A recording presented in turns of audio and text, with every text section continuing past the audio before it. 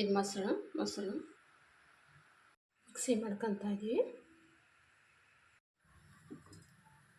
ಮಜ್ಜಿಗೆ ಒಗ್ಗರಣೆ, ಇಷ್ಟೊಂದು ಆಯಿಲ್ ಹಾಕ್ಕೊಬಾರ್ದು, ಸ್ವಲ್ಪ ಒಂದೇ ಒಂದು ಸ್ಪೂನಷ್ಟು ಆಯಿಲು. ಇದು ಕುಡಿಯೋಕ್ಕೆ ನೋಡಿರಿ, ಕರ್ಬೇವಿನ ಸೊಪ್ಪು, ಬೆಳ್ಳುಳ್ಳಿ,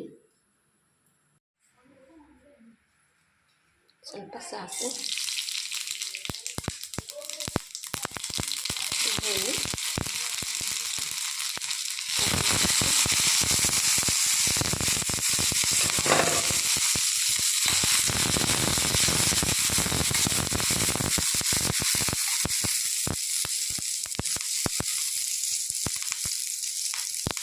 ತಣ್ಣಗಾದ ನಂತರ ಮಜ್ಜಿಗೆ ಹಾಕಬೇಕು.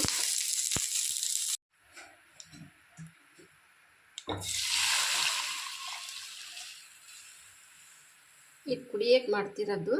ಮಜ್ಜಿಗೆ ಸಾರಿಗಾದರೆ ಸ್ವಲ್ಪ ಇಂಗು, ಒಣಮೆಣಸಿನ್ಕಾಯಿ, ಕರ್ಬೇವಿನ ಸೊಪ್ಪು, ಕೊತ್ತಂಬರಿ ಸೊಪ್ಪು ಎಲ್ಲ ಹಾಕಬೇಕು.